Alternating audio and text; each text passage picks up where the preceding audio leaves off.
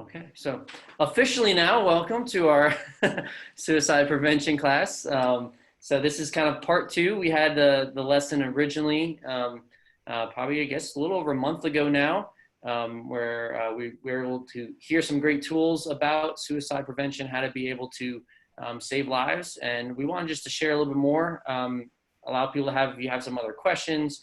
I know I wanted also our two great members with Jesse and Jesse Tappin and Elisa Ford, just with their experiences to be able to share a little bit, be a great resource for our church as well. And just, I think the best thing we can do is continue to have a discussion on this topic so that we can help as many people as possible through the ups and downs in life. So we're going to turn it over to Jesse first to share, and then Elisa will share after that, and then we'll kind of open up for questions and answers. So Jesse, take it away. Okay. Just before I get started, I wanted to actually share a scripture first. In Romans 8:1-2, it says, "Therefore, there is now no condemnation for those who are in Christ Jesus. For the law of the Spirit of life in Christ Jesus has set you free from the law of sin and death."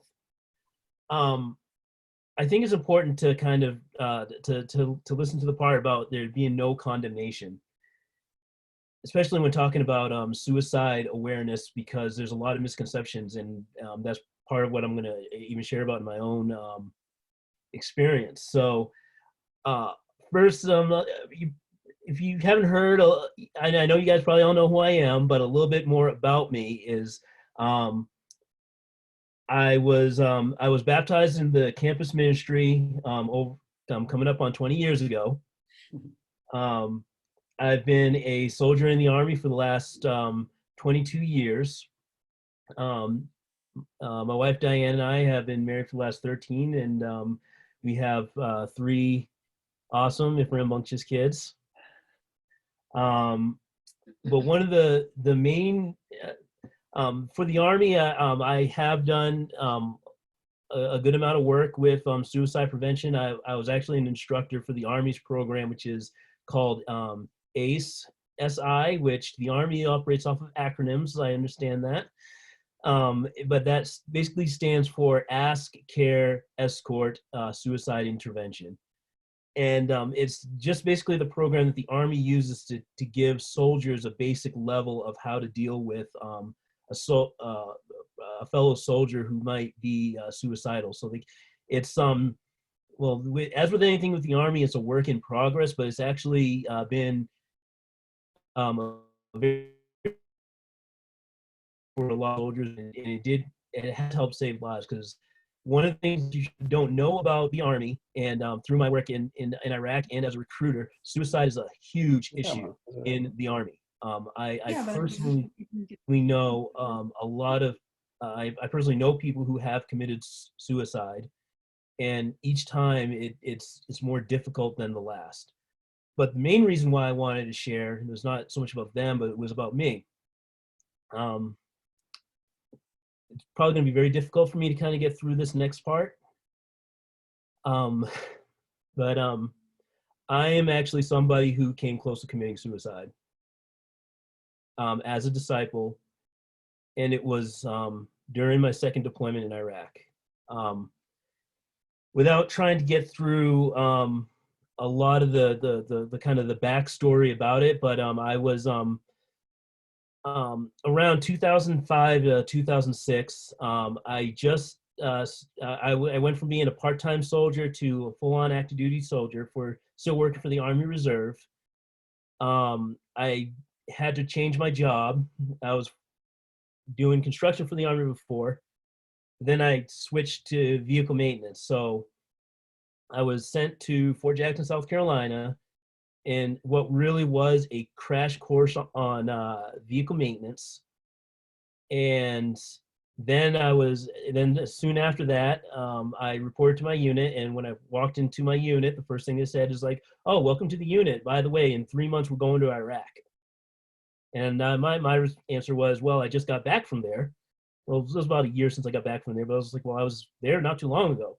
And they're like, oh, good, then your experience will be valuable. And so, and then they sent me to a class to learn how to do vehicle recovery, a 2-week class to do vehicle recovery, which is essentially just driving a tow truck. And and so basically, after 3 months of class to learn how to fix vehicles and two weeks of learning how to tow vehicles, I was placed in charge of our what we call vehicle recovery section. And but the problem was that I was a sergeant, so I was a non-commissioned officer, but I had very little experience. And I went to a brand new unit where I didn't know anybody, and I was basically walked in and out the door, and I was in Iraq. On top of that, I had just started dating Diane. As a matter of fact, we started. I asked her to be my girlfriend about a month before then, and went about a month before I went to school in South Carolina, and then I came back. We find out that I'm going to Iraq, and but then right before I left, Diane and I got engaged, and so basically, if you can imagine that Diane and I's relationship was interesting to say that our courtship was interesting to say the least, but that also added a lot of stress to me as well. I My supervisors were not very forgiving about my inexperience, and um, I was basically bullied. That was the main reason why I wanted to do that, because I was basically told every day that I was basically no good, I was useless. I mean, there was just a lot of things, and it got worse. And that was basically my chief telling me that, and basically making it very clear that despite my rank, he wasn't going to put me in charge of anything. He would put a private in charge of me because they got more experience than me. I mean, it got pretty bad. And then he brought in one of his friends who was actually the same rank as me, and it was a peer. And that individual just made things worse and basically turned my entire platoon against me. Like, I found myself living on an island. So, kind of long story short, I was working on a vehicle, and I made a mistake that caused a lot of damage to the vehicle. And at that moment, this was about 6 months after we left, um, I basically felt like my world was done. Like, I just felt like it was just done. I basically proved everybody right about how worthless I was, and so my I had an emotional breakdown. That's the only way I could describe it. But I just broke down. My motor sergeant basically told me to go back to my room, and that was probably not the smartest thing he could have done in that situation, because as a soldier in the Army, the one thing that you have is every soldier has a weapon and about 140 rounds of ammunition.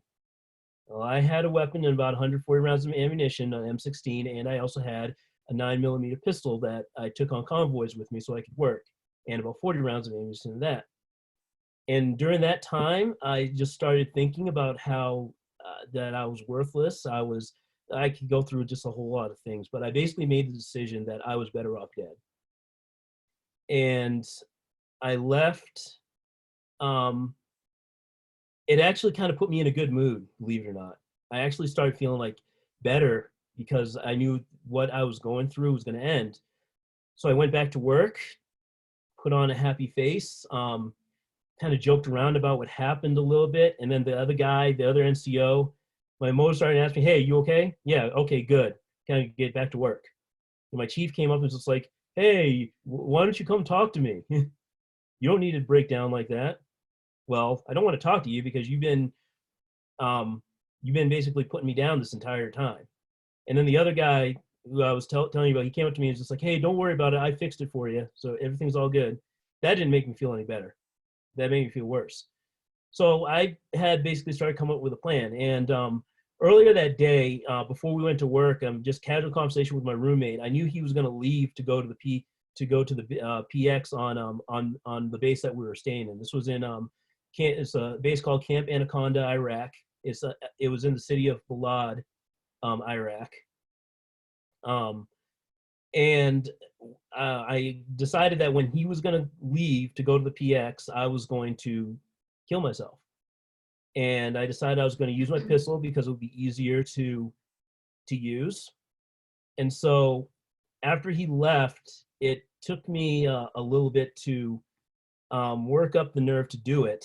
And I grabbed my pistol, I locked in a magazine, but then as soon as I did that, and I believe to this day it was God looking out for me, for some reason, I still don't know what reason it was to this day, but my roommate came back, and I heard the lock I heard his key hitting the lock of my door, so I quickly hid the gun, jumped on my bed, and I acted like I was watching a movie because I had a movie playing in the background, just to kind of make it seem like everything was okay.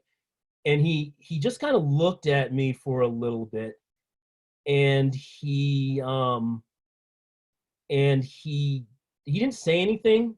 He just sat down and watched the movie with me. I was just like, okay, I know you forgot something. Just grab it and go. Grab it and go. Wouldn't go. So I made an excuse to try to get out of there. I wasn't going to tell him what I was going to do, but I made an excuse to get out of there. So grabbed my pistol, which is normal because you have to be armed the whole time. And I said, hey, I'm going to go to the bathroom. He says, I'll go with you. So we went to the bathroom. I didn't really have to go. We came back, and then I was like, hey, you know what? I got to grab something at the PX. I'll meet you. See you later. I'll go with you. I got to go there anyways. Then of course, after I said, I'm like, oh great, yeah, he did have to go there. And then I went back to, and then I tried everything to get him away from me. And then I decided, okay, I'll just wait until the morning, and then I'll just hang back. He'll go to work. Well, my roommate just wouldn't go away. He waited until I was ready, and he walked me to work. I don't know if he knew that what I was going to do, but I think he knew something was wrong. He didn't ask me or anything like that. He didn't really say anything, but I could say that in the meantime of those travels, we did get to talk, and I was able to get out a lot of what I was feeling to him. He didn't really say anything. He just kind of listened. But yeah, it was a good thing because I think that the time that it took that I couldn't do that because my roommate was sticking to me like glue, and then going to work the next day, it gave me time to really think about what I was doing, what I was about to do. And it didn't make what I was feeling better, but I think I kind of came to my senses that maybe this isn't the right thing to do, but I didn't completely get the idea out of my head.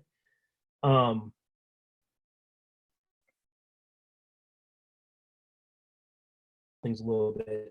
I had to go on a convoy, and we say a prayer before every convoy. And one of the soldiers who was saying a prayer, he read this scripture before he went. It's in Joshua, um, in Joshua 1, in Joshua 1 verse, I'm sorry, in Joshua 1 verse 9, it says, be strong and courageous. Do not be terrified or discouraged, for the Lord our God is with us wherever we go. I'm not quite sure if that scripture had like, I don't know, it has some sort of effect on me to kind of give me at least a little bit of perspective that that God still was there for me. However, there was still a lot of other self-destructive behaviors I did. Like, I tried to get on every convoy I can get on after that point. So I decided I wasn't going to do it myself, but I was just like, it wouldn't be so bad if something happened in a convoy. So I pulled more convoys than anybody in my company because I pushed myself to do that. And I was willingly accepting the dangers of that because the way I really thought about it was the worst thing I could do was die. Fortunately, that didn't happen. I really think God protected me. But so I don't take too much time because I kind of went over. I did get a lot of help. I did have a second ideation a few years ago, and fortunately, there was a brother in the church in Arizona. His name's Scott Reeves, who he helped me through that in a big way. Which a lot of ways that we could ask about later. I don't want to get too deep into it, but I had to get a lot of counseling. I had to get a lot of I had to get a lot of I had to get help. And it took me a very long time to get help, almost like 10 years after that happened before I finally got help. So but however, I am thankful that I'm here today. But the reason why I wanted to really share that is because I think that in the church, we have been programmed to believe things about suicide ideation, and we don't think that people in our church or people that we're close to would do that. We don't believe that people who are disciples and have this great relationship with God and we have this great relationship with the church, that it could happen to us. Well, I'm telling you my story because yes, it can happen to one of us. It could happen to a disciple of Christ who loves God, is saved and baptized. And we have to get away from this idea that suicidal ideation is this big sin against God, or even that suicide itself is a grievous sin about God. And there's a lot of scriptures I would like to share, but I don't want to take up the time, for Q&A. But it would be good to even talk to kind of talk about those. I do want to close this out, but I do want to close out with the scripture in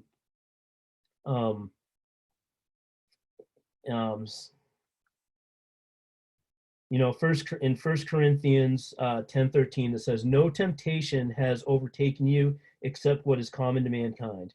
And God is faithful, and he will not let you be tempted beyond what you can bear.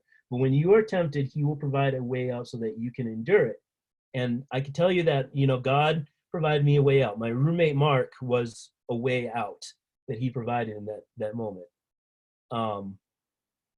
Scott was a way out in that moment. And yeah, again, I do apologize. This is always not our story to tell. So Thank you, Jesse. You have no need to apologize. We appreciate your courage. I just, I appreciate you sharing that vulnerably, openly. I think that's helpful for me to hear. I hope it's helpful for other people here as well too. But it's just very real, very honest, and I've known many people who've gone through a lot of those thoughts, and grateful that God was there for you, and you had the courage also to open up and to get the help that you've needed over the years. So really appreciate that a lot. So I wanted to kind of turn it over to Elisa, just to kind of share a little bit about your background. You can feed off of Jesse's story if you'd like. You could kind of share a little bit of other things that you try to help and guide people with, maybe people that we may run into that come across, a situation similar to Jesse's, where we may come in contact with someone or helping someone who we know is struggling with suicidal ideations. But I'll kind of let you have the floor as well, Lisa. So thank you for sharing with us today. Hello, can you guys hear me? Thank you, Jesse, for sharing. I thought I had it more put together, and then now I'm like, gosh, I think I'm emotional, which is normal. I do cry quite often. I think in this job that I'm in, I love it, but it's obviously hard at times. For those of you who don't know, I work for the Utah Crisis Line, which is also the new National Suicide Hotline. So if you call with the Utah area code, it gets sent to us here. And so we take all of those calls. So you could just imagine the range of conversations that we're having daily do vary. I think one of the things that I was thinking about when Jesse was talking is though I have been in this field for a few years and I've worked for this specific job for over a year, there's not necessarily this cookie cutter solution to suicide. And I think that's something that's very important to recognize and be aware of, that I think a lot of people can really minimize. I took notes from what Jesse was saying only because there are some key things that I notice when I'm working that I feel like Jesse hit on a lot of them, but that I feel like are ways that we, even as a congregation, can support one another. Um, and so even what Jesse was talking about, his like roommate being there for him, one of the things I was thinking about is a lot of times that people, when they're in these situations, they feel alone. And that I don't think there was this magic word that this guy told him, and that's, that this miraculous revelation that he had on Jesse, but the fact that he was there. And I think sometimes people can feel like, well, I don't know the right words, or I've never felt suicidal. I'm going to just make it worse. No, like just being there is huge. Like just physically being there, a hug, or right now, maybe not, but just physically like being in someone's presence and walking with them and just letting them know you're not going to quit on them is huge, because these people just get overwhelmed. And I say these people because I'm not above it. And I've definitely had my times. Growing up, I grew up with a lot of trauma and abuse. And, I had these thoughts as well. Like it's not something I'm above or have never felt or been overwhelmed by. But I say this in regards to because of the job I'm in. But I'm going to just point out some of the things that Jesse talked about that I feel like are important for us just to be aware of. One thing with people that are struggling with suicidal thoughts is that it's not selfish. I've heard this a lot of times with family and friends, that people say, people who kill themselves are selfish. And it's not true. It's people being so overwhelmed with life and themselves that they feel like this is the only other option. It's not, oh, I just want to end it because this would be fun, or, like I'm only thinking of myself. Like, no, they're so consumed with anguish or pain or hurt that they feel like, no, people are better off without me. Like, I would better the world if I was not here. So it's not selfish. It is like, if anything, they are so considering other people that they're just like, no, this is the best decision. And so I think veering away from that mentality when talking to people, like helping them to see that it's not selfish, it's really valid what they're going through. And I think even the fact that Jesse's story is only one of many. Like the reason people choose to kill themselves is not for one reason. It's usually like a mix of so many different things going on. I haven't talked to yet one person that was like, oh, I want to kill myself only because one thing is going wrong. Like I'm just getting divorced. No, it's like the pandemic, I'm getting divorced, I have an eating disorder, like I have no friendships, like X, Y, and Z. It's a mix of things that are added up on top of each other that get people to this point. It's never just one thing. And so I think even being aware of that, like when people start talking about like, well, this is going on, and they start listing all these things, we need to be that support for them, because they can really get to that dark path really quickly because of that. And then even like Jesse hit, like nobody's above it. Like none of us, just like I think with sin, sometimes it's like, oh, I would never commit adultery. I would never, do porn or lust or, any of this stuff. Like, yes, we will. Like, if we didn't already, like, we're very likely, nobody's above it. And I think that's Satan's biggest tactic, is to make us feel like, oh, that would never be us, as opposed to, hey, we're all sinful people, and that can actually happen. And for us just to not have that mentality, like I'm above it and it can never happen to me, because those are those times I feel like can more likely happen. And I think just like, even like I mentioned at the beginning, like never underestimating being a support to somebody. You know, we all need it, even this time where we're socially distanced, like we need each other. And if anything, this time is showing that more so, because we're seeing that isolation more, that we really need to be there for each other. And so I think even I had read a post that if someone says I'm okay, like not just taking it at face value, you know, really to dig in there, find out what's going on with people, not just settling, I'm good, you're good, you know, because usually those are the people struggling the most, are the people that have those generalized answers, those people that just are quick to answer, or, stuff is going on and they won't talk about it. Like those are the people that most need to be checked on and most need to feel considered, even if it's to drop off a gift or some food or a card in the mail, like just somewhere where they feel considered and loved. Um, and to not so focus on, well, I don't know what to say, like it doesn't really matter. Like just be there, like just let them know you're there to listen, and but also be honest with them. Like don't try to say, oh, I relate, I understand, like I completely get it. Like no, you don't. um, like none of us completely understand and get people's situations ever. You know, we can say, hey, I can relate to certain aspects of what you're talking about, but nobody is in each other's shoes, so we can never fully relate. So I think sometimes that belittles people when you're like, oh yeah, I understand, so this is your solution to your problem because I did it, so this is what you need to do and this will fix your problems. And no, that, like that may be helpful for you, but I think sometimes that's what people can feel discouraged by. Like, oh, I talked to James and he said this and he went through it and I tried it and it didn't work, so I'm a failure. See, nothing will ever work for me. See, that's why this world is better off without me. Like where, as opposed to just validating their feelings and letting them know, like, hey, you're not alone. That must be difficult to go through. Can you help me to understand?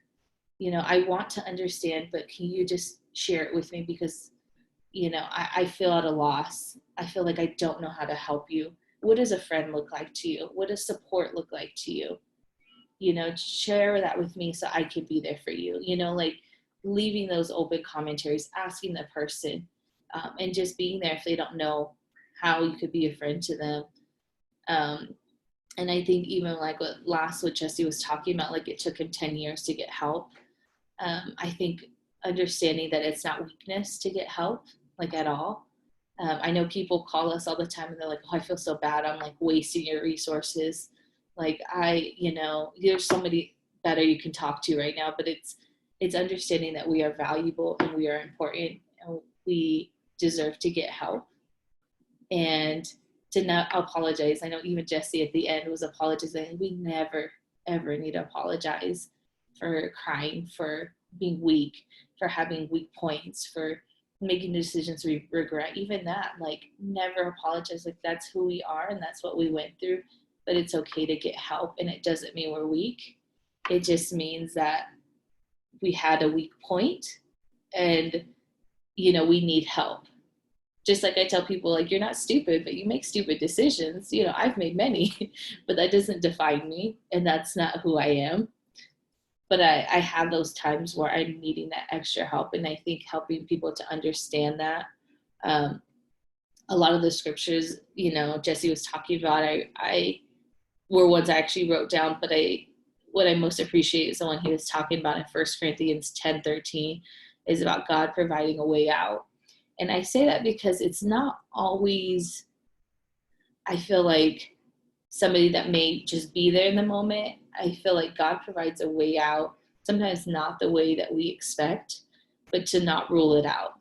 That a way out could be an opportunity to call somebody. So it may take initiative on the person struggling to reach out, but a way out is that there are options, and that could be therapy, that could be, there's so many, but there's a way out. And I feel like means to not do this alone. It means to not that, oh, it's not like this miraculous encounter will happen and God's like, here are all your gifts, like here's your way out. Like that may not be the case, but to realize that way out could be an opportunity that is presented before you, and the fact that we have an amazing fellowship brothers and sisters that you can call and reach out to. Like, there is that way out, but sometimes we have to actually go and seek it. It's not necessarily going to just present itself. And so I feel like sometimes people are just sitting there waiting, like, well, I'm waiting for people to reach out to me. And yes, it'd be in the ideal world that when we're struggling, somebody's always there to, call us at that right moment, but that may not happen. And so I feel like it does take that initiative where God is like, okay, we'll reach out though. There are people available, but they just have no idea what you're going through because you have not told them. So how can they help you if they don't even know? And so I think using that opportunity to reach out and let somebody know what is going on so that they can help you, so that they can be there for you, the way that you really need it. And so I think, and then, sorry, last thing that he said, sorry, that I want to hit on, is that he said that right before he had decided to do it, but when he had made that decision, he felt better. That's actually very common, that usually people who choose to kill themselves right before, they feel like this sense of peace and calm, and like they're relaxed usually the whole day, and even happy and laughing and joyful, because they feel like they found that solution to their problem. They found like the hope um, at the end of this very dark tunnel that they've been in for a long time.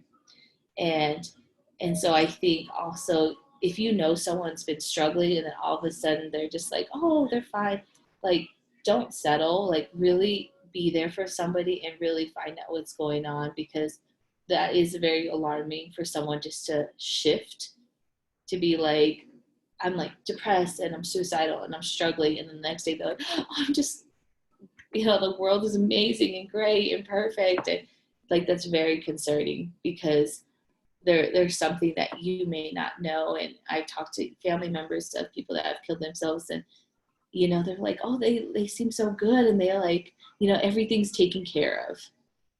And it's like, well, because to them everything's taken care of because they're going to end their life. And so I'm not saying that everybody who is happy after a hard time is going to choose that path, but I think that would be something to be aware of if somebody shifts so much, is to check in on them more so, and to make sure that somebody's involved. And if it's not us, reaching out to people.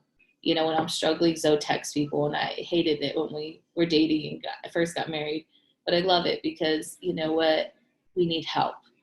And so using those resources, even if we have to reach out to people for someone else, to make sure that we're being that body that is, helping people in these times of struggle.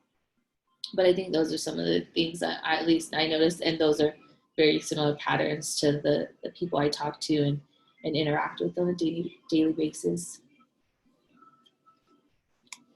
Awesome. Thank you, Elisa, for sharing that as well. It's helpful, just to hear from you, especially since you deal with this every day. This is your job, and those are some really helpful tips. I don't know. It's a few things I just want to mention with this too. Is like I really appreciate how both of you mentioned how about no one really is above it. And it's helpful for me to see too, as you guys are talking, that it's basically when you're consumed with anguish, you're overwhelmed. Like that's we've all been there, and we probably will be there at another point in our lives. And so it's helpful to realize that we have to be aware of this, one, for our own health, but then also for other people as well too, and that how any of us could really fall into the, not fall into it, but have this struggle. And the other thing I was going to share that I think is really important, just that never underestimate being a support, you're saying, and just how Jesse had that support, and he can name the people who helped him at different times. And it definitely made a very big impact on him. And I think that's the other way that I would say that God provides a way as well too. We might be the way that God's providing to someone else. So there might be an aspect where we notice that someone is, as you were saying before, that's going through a hard time, or they do open up slightly, but for us to take the initiative to spend some extra time with them, or ask them some more questions, or to love them, to be that support. So I think that's one of the beautiful things we have as a church, is that we do have a support network of disciples. But I think that's where I want to encourage us as a church to really to take that step, the extra step, to ask the extra question, to spend the extra moments or times, with people when they maybe wrestling with some things, whether or not they are feeling a full-on suicidal ideation, or if they maybe just be overwhelmed. I think that's where we can support one another in a lot of ways. So I really appreciate, Jesse, you sharing your heart. Really appreciate, Elisa, some of your insight as well. I'm just grateful that we have both of you guys in our church fellowship that we can really learn from and gain a lot of knowledge from. So I'm going to kind of pause the recording here at this point, or kind of stop it.